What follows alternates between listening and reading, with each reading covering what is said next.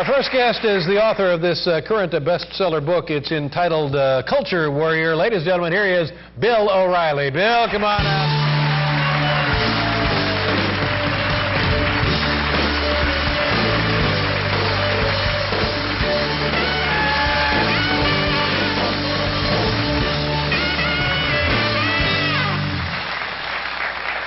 We're armed to combat. Yeah, that's cute. That's nice. You come out with toys. Oh.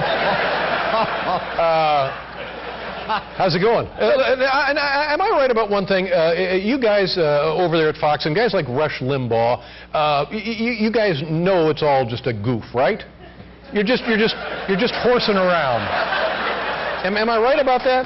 You're doing it because you know it'll be entertaining. What are we doing exactly, though? Well, see, here again you got me, because I've never seen... See, you've never seen the show. You don't watch it network. I'll tell you something, I don't even know how to get to your show. Right down, you just go straight down, take a right. No, but it's on Fox, but I dial up Fox, and it's always The Simpsons. And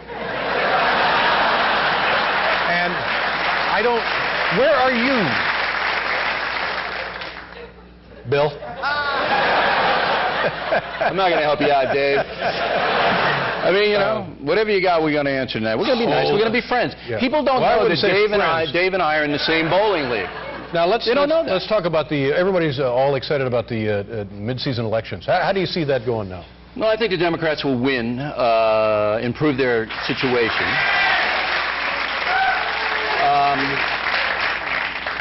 The Senate, I don't think they'll take. The House could go either way. It's going to be very close. And the reason for this now more than ever is what? People are angry about Iraq. And they feel we need a change. And whenever you have a situation where Americans are, I use the word tonight on a factor, I use the word depressed. People don't want to watch the news. They don't want to hear about Iraq. They don't want to hear about Iran. They don't want to hear about the nutty North Korean guy. They want to watch Bowling for Dollars or Dialing for the Dancing with the Stars. Are you going to be on that? I'm sorry? Are you going to be on the Dancing with the Stars thing? You bonehead. Yeah, I know. Anyway, you couldn't wait. I had that ready to go. I know, I saw it. Yeah. I teed you right up for that.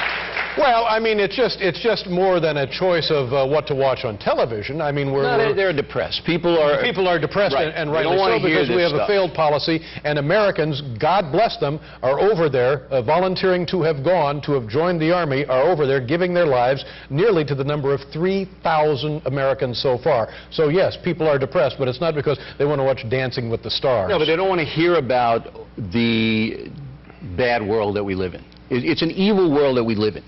Let me ask you something, and this is a serious question. Do you want the United States to win in Iraq? Well, you know, in the beginning, here was my position in the beginning, and I think I sort of felt the way everybody did. We felt like we wanted to do something because something terrible had been done to us. We did not understand exactly why. All we knew was something terrible, something heinous, something obscene had been done to us. So while it didn't necessarily make as much sense to go into Iraq as it did perhaps going into Afghanistan, I, like most everybody else, felt like, yes, we need to do something. We need to do something. And as the weeks turned into months and into years, and one death became a dozen deaths, and 100 deaths, and 1,000 deaths, then we began to realize, you know what, maybe we're causing more trouble over there than the whole effort has been worth. Possible. But do you want, right now, do you want the United States to win in Iraq? First of all, I don't... It's an easy question. If you don't want the United States to win in Iraq... It's not easy for me because I'm thoughtful. How about that? That was a good one. That was great, Dave. You get paid for those. No, but what I would like would be for Americans to stop dying and for there to be stability in that part of the world. Now, if that means an American victory, okay. But I'm not sure that you can have stability in that part of the world with or without an American presence now.